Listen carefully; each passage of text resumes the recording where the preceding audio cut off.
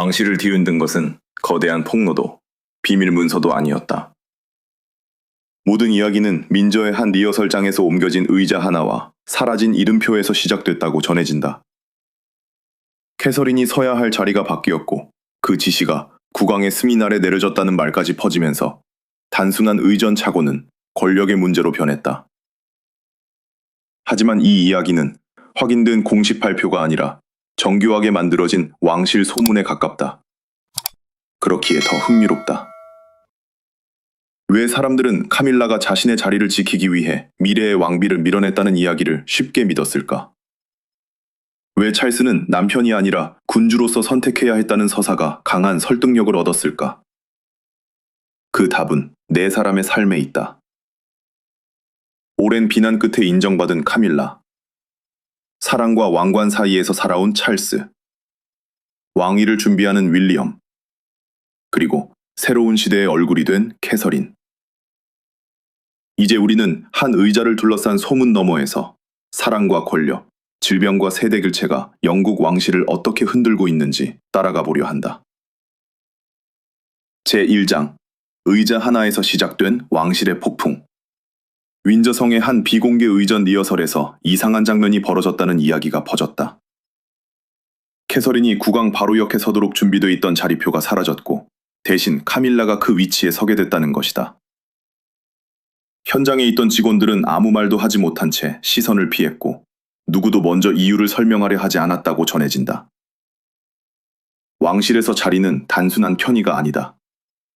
누가 먼저 입장하고 누가 국왕 가까이에 서며 누구의 이름이 중앙에 놓이는지는 대중에게 권력과 계승의 질서를 보여주는 상징이 된다. 특히 캐서린의 위치는 개인적인 호감의 문제가 아니었다. 현재의 국왕 곁에 미래 세대가 어떻게 배치되는지를 보여주는 장면이었고 그 작은 이름표는 윌리엄 이후의 왕실이 이미 준비되고 있다는 신호처럼 읽힐 수 있었다. 그래서 자리 하나의 이동은 단순한 의전 수정이 아니라 현재와 미래가 충돌하는 순간으로 받아들여졌다. 문제는 자리 변경 자체보다 그 지시가 전달된 방식이었다. 카밀라의 비서실을 통해 내려온 명령에는 국왕의 승인이 있다는 의미가 담겨 있었다고 한다. 왕실 직원에게 그런 표현은 사실상 질문을 허락하지 않는 명령과 같다. 국왕의 뜻을 의심하는 순간 개인적인 판단이 아니라 군주의 권위를 거스르는 모양이 되기 때문이다. 그러나 찰스는 그 변경을 승인한 적이 없었다는 것이 이야기의 핵심이다. 캐서린이 공개적으로 밀려났다는 소식을 들은 윌리엄은 아버지에게 직접 해명을 요구했다고 전해진다. 그는 단순히 아내의 기분이 상한 문제로 받아들이지 않았다. 누군가가 국왕의 이름을 빌려 미래의 왕비를 움직였다면 그것은 가족 안의 불편한 감정을 넘어 왕실의 지위 체계를 흔드는 일이었다. 찰스는 관련 문서를 확인한 뒤 자신이 알지 못하는 사이 자신의 권한이 사용됐다는 사실에 당혹감을 감추지 못했다고 한다. 그가 다시 리허설장으로 돌아와 캐서린의 자리표를 원래 위치에 놓았다는 장면은 이 이야기에서 가장 상징적이다. 큰 소리도 공개적인 비난도 없었다. 그러나 그 행동 하나로 그는 누가 왕실의 명령을 내릴 수 있는지 분명히 했다. 카밀라가 자신의 위엄을 지키려 했다고 해도 국왕의 이름을 허락 없이 사용했다면 이미 넘어서는 안 될 경계를 넘은 셈이었다. 하지만 여기서 반드시 기억해야 할 점이 있다. 이 사건은 공식 문서로 확인된 사실이 아니라 정교한 세부 묘사와 인명의 전언을 통해 확산된 이야기다. 오히려 지나치게 완벽한 장면과 대사는 그것이 실제 기록이 아니라 누군가가 만든 서사일 가능성을 높인다. 그럼에도 많은 사람이 이 이야기를 쉽게 믿은 이유는 따로 있다. 오랜 세월 인정받기 위해 싸워온 카밀라가 이제 막 미래의 중심으로 떠오르는 캐서린을 두려워했을 것이라는 상상이 이미 대중의 마음속에 자리 잡고 있었기 때문이다. 제2장, 카밀라가 평생 원했던 단 하나, 인정. 카밀라의 행동을 단순한 질투로만 설명하면 이 이야기는 너무 평면적이 된다. 그녀에게 왕비라는 자리는 화려한 보석이나 의전상의 우선권만을 뜻하지 않았다. 그것은 수십 년 동안 이어진 비난과 조롱, 그리고 결코 왕실의 일원이 될 수 없을 것이라는 시선을 견딘 끝에 얻은 인정의 증거였다. 카밀라는 1947년에 태어나 젊은 시절 찰스와 인연을 맺었지만 두 사람의 관계는 오랫동안 영국 사회의 가장 민감한 상처와 연결됐다. 찰스와 다이애나의 결혼이 무너진 뒤 대중의 분노는 카밀라에게 집중됐고 그녀는 오랜 시간 배신과 불륜의 상징처럼 취급됐다. 2005년 찰스와 결혼한 뒤에도 모든 비난이 즉시 사라진 것은 아니었다. 그녀가 공식 행사에 서고 자선 활동을 이어가며 왕실 구성원으로 받아들여지기까지는 긴 시간이 필요했다. 카밀라는 독서 장려, 가정폭력과 성폭력 피해자 지원, 동물복지와 보건 문제에 꾸준히 관심을 보여왔다. 특히 어머니와 외할머니를 골다공증으로 잃은 경험은 관련 단체를 지원하는 중요한 계기가 됐다. 이런 활동은 그녀가 단지 국왕의 아내가 아니라 자신만의 공적 역할을 만들기 위해 노력해왔음을 보여준다. 그래서 미래의 왕비로 주목받는 캐서린의 존재는 카밀라에게 복잡한 감정을 불러일으켰을 가능성이 있다. 캐서린이 한 걸음 앞으로 나아갈 때마다 그것이 자연스러운 세대 교체가 아니라 자신이 다시 주변으로 밀려나는 신호처럼 느껴졌을 수 있다. 대중은 캐서린에게 젊음과 안정, 가족의 미래를 투영했고 카밀라는 자신이 힘겹게 얻은 자리가 조금씩 희미해지는 듯한 불안을 느꼈을지도 모른다. 특히 왕비라는 호칭은 그녀에게 과거의 오명을 공식적으로 넘어섰다는 상징이었을 것이다. 한때 군주제에 부담을 주는 존재로 여겨졌던 여성이 이제 국왕 곁에서 국가 행사를 수행하게 됐다는 사실 자체가 긴 명예회복의 결말처럼 보였다. 그렇기에 그 자리를 위협받는다는 감각은 단순한 체면 손상이 아니라 자신의 인생 전체가 다시 부정되는 듯한 충격으로 다가왔을 수 있다. 하지만 두려움은 이해할 수 있어도 권한을 넘는 행동까지 정당화하지는 못한다. 만약 카밀라가 실제로 찰스의 이름을 사용해 캐서린의 위치를 바꾸려 했다면 그것은 자신의 상처를 보호하기 위해 왕실의 질서를 건드린 일이 된다. 인정받고 싶은 마음이 강할수록 그 인정을 잃을지 모른다는 공포도 커진다. 그리고 바로 그 공포가 한 사람을 가장 위험한 선택으로 몰아갈 수 있다. 결국 이 장면의 핵심은 카밀라가 캐서린을 미워했느냐가 아니다. 더 중요한 질문은 그녀가 왕비라는 지위를 사랑과 생존, 명예회복의 증명으로 여기게 되었는가 하는 점이다. 만약 그랬다면 의자 하나의 이동은 단순한 의전 싸움이 아니라 평생 지켜온 정체성이 무너질 수 있다는 공포의 표현이 된다. 제3장 남편 찰스와 국왕 찰스 사이의 경계. 찰스에게 가장 잔인한 선택은 카밀라와 윌리엄 가운데 한 사람을 고르는 일이 아니었다. 더 깊은 갈등은 남편으로서 지키고 싶은 사람과 군주로서 지켜야 할 원칙이 서로 충돌했다는 데 있었다.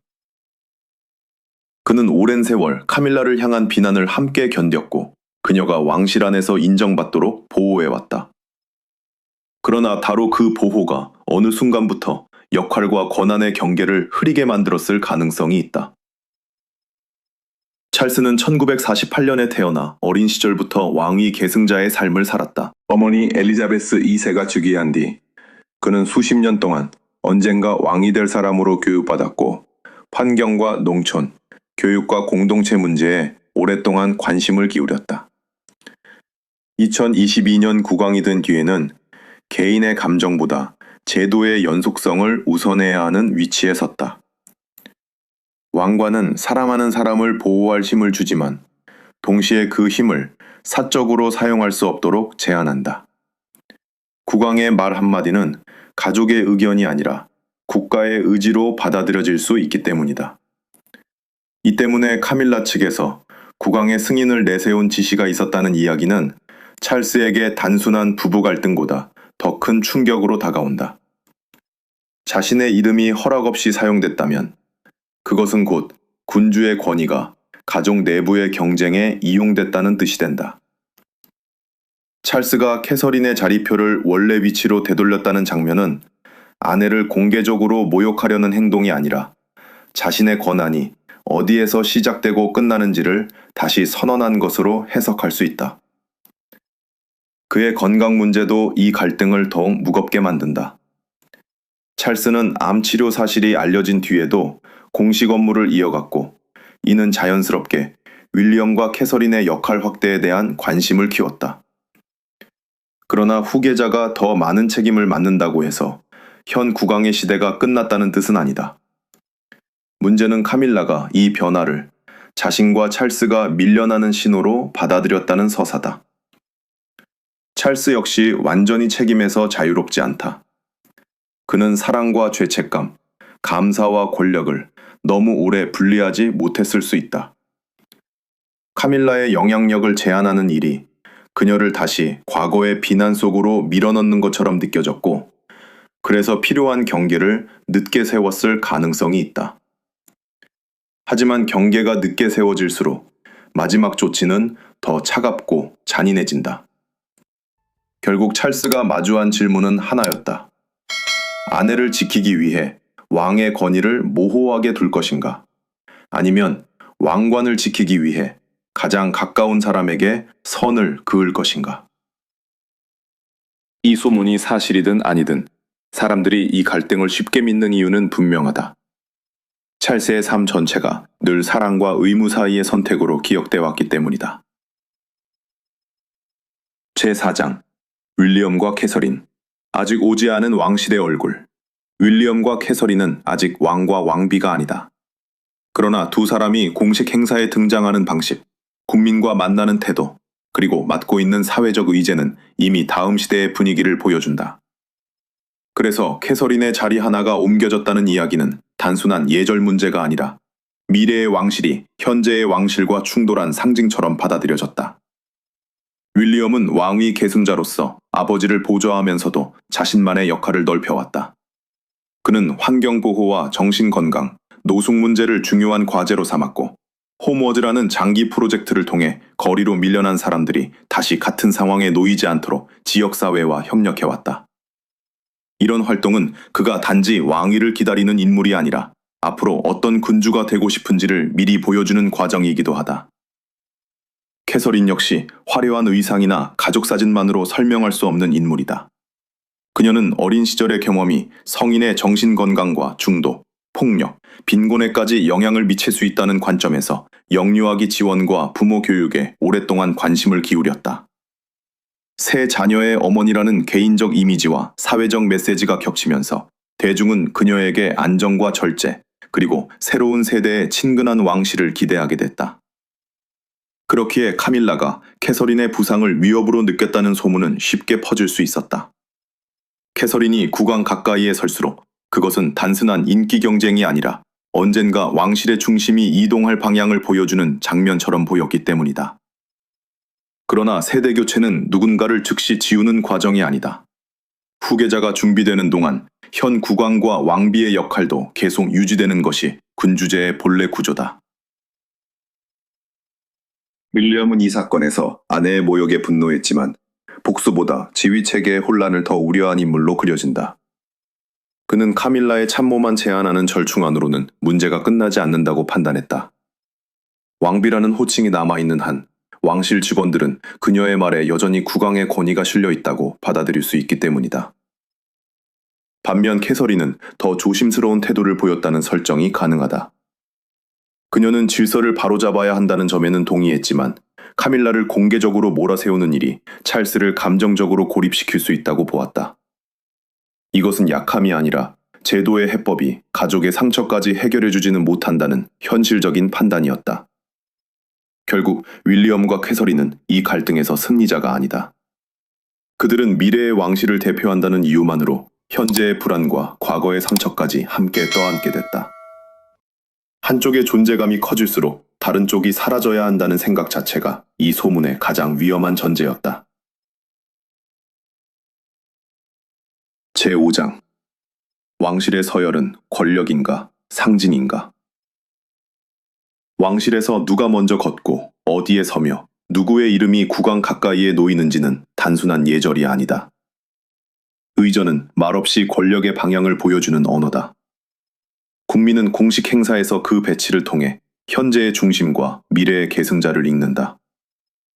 그래서 캐서린의 자리표가 옮겨졌다는 소문은 가족 간의 불쾌한 사건을 넘어 왕실 내부의 질서가 흔들렸다는 이야기로 확대됐다.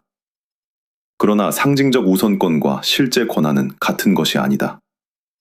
카밀라는 국왕의 배우자로서 중요한 자리를 차지하고 독자적인 공적 활동을 수행할 수 있다. 하지만 왕의 이름으로 명령을 내리거나 자신의 판단을 군주의 결정처럼 전달할 권한까지 자동으로 주어지는 것은 아니다. 윌리엄 역시 왕이 계승자이지만 아버지가 재위하는 동안 국왕의 권력을 대신 행사하는 존재는 아니다.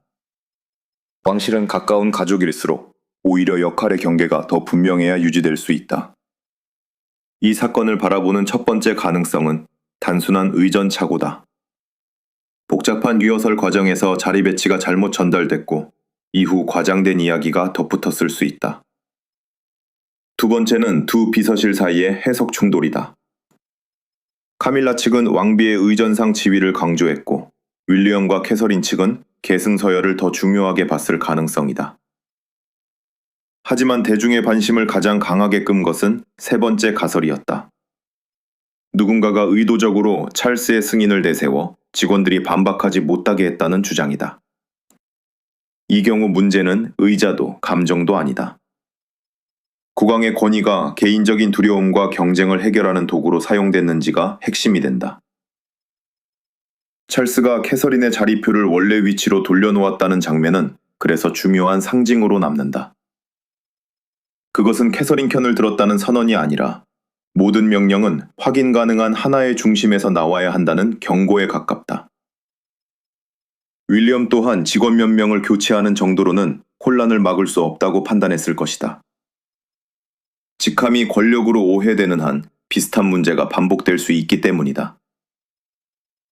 그렇다고 카밀라의 모든 공적 역할을 권력남용으로 몰아갈 수는 없다. 그녀가 오랫동안 수행해온 독서 장려와 피해자 지원, 보건 활동은 왕실 배우자의 정당한 사회적 역할에 속한다. 중요한 것은 활동의 크기가 아니라 그 활동이 어디까지 국왕의 권한으로 연결되는가이다. 결국 왕실의 서열은 상징이면서 동시에 권력의 그림자다. 상징은 사람을 움직이고 반복되면 실제 권한처럼 받아들여진다. 바로 그 모호함이 이 소문을 그럴듯하게 만들었다. 그러나 이야기가 정교할수록 더 필요한 것은 극적인 결론이 아니라 실제 문서와 공식 기록을 확인하는 일이다. 제6장 사라진 칭호인가, 만들어진 이야기인가. 소문은 찰스가 되돌릴 수 없는 군주의 명령에 서명했고 카밀라의 왕비 칭호와 독립적인 공적 역할이 단숨에 사라졌다고 주장한다. 그녀의 사무실은 해체되고 직원들은 다른 부서로 이동했으며 공식 일정과 왕실 기록에 대한 접근도 제한됐다는 장면까지 이어진다. 세부 묘사가 너무 구체적이어서 처음 듣는 사람은 실제 공적 문서가 공개된 것처럼 느끼기 쉽다. 하지만 공식 기록을 따라가면 전혀 다른 그림이 나타난다. 왕실은 2026년에도 카밀라를 계속 왕비로 소개했고 그녀는 찰스와 함께 국가 행사에 참석하는 동시에 독서와 여성 지원, 보건 분야의 독립적인 활동을 이어갔다. 여름에도 문학 행사와 공동체 방문, 자선 관련 일정이 공개됐다. 만약 왕비의 지위가 실제로 철회되고 사무실이 폐쇄됐다면 이러한 일정과 공식 호칭이 그대로 유지되기는 어렵다. 이 차이는 이야기의 약점을 드러낸다. 소문 속에는 서명된 문서, 비밀회의, 법률자문, 직원들의 이동과 수정된 초청장까지 등장하지만 정작 확인할 수 있는 원본 문서나 공식 발표는 제시되지 않는다. 모든 핵심 장면은 익명의 내부 관계자와 닫힌 방 안의 대화에 의존한다. 독자가 검증할 수 없는 장소에 가장 중요한 증거가 몰려있는 셈이다. 왕실 칭호의 변화는 보통 공식 발표와 기록 수정, 일정 조정이 함께 나타난다. 그러나 이 경우에는 그 흔적이 발견되지 않는다. 오히려 카밀라의 이름과 활동은 계속 공개됐고 찰스와 함께한 모습도 이어졌다. 공개된 현실과 소문 속 세계가 서로 반대 방향으로 움직이고 있었던 것이다. 그럼에도 이 이야기가 강한 설득력을 얻은 이유는 구조가 치밀하기 때문이다. 윈저라는 구체적인 장소, 의자와 이름표 같은 작은 물건, 짧고 차가운 대사, 상자를 옮기는 직원과 서랍 속 편지지까지 모든 요소가 시각적인 장면을 만든다. 사람들은 문서보다 장면을 오래 기억하고 감정이 강할수록 사실 확인은 뒤로 밀린다. 또한 대중은 이미 카밀라를 과거의 논란과 연결하고 캐서린을 미래의 상징으로 바라보는 경향이 있다. 찰스의 건강 문제와 윌리엄의 역할 확대까지 겹치자 두 세대가 충돌한다는 서사는 현실처럼 받아들여졌다. 실제의 복잡한 제도보다 한 사람의 야망과 다른 사람의 희생으로 설명되는 이야기가 훨씬 이해하기 쉽기 때문이다. 결국 여기서 밝혀지는 것은 카밀라의 칭호가 사라졌다는 사실이 아니다. 오히려 아무런 공개 증거가 없는 이야기도 충분한 세부와 감정을 갖추면 진실처럼 소비될 수 있다는 점이다. 왕실의 침묵과 폐쇄성은 이런 서사가 자라기 좋은 공간을 만든다. 그리고 가장 극적인 반전은 비밀 칙령이 아니라 그 칙령이 존재했다는 증거를 어디에서도 찾을 수 없다는 사실이다. 제7장 왕관보다 오래 남는 상처. 소문 속 마지막 장면에서 카밀라는 왕비의 문장이 새겨진 편지지를 서랍 안에 넣는다. 직원이 그것을 없애야 하느냐고 묻자 그녀는 그대로 두라고 답한다. 자신이 무엇을 얻었고 또 무엇을 잃었는지 기억하기 위해서라는 것이다. 실제로 확인된 장면은 아니지만 이 이미지는 카밀라가 평생 두려워했을 감정을 선명하게 보여준다.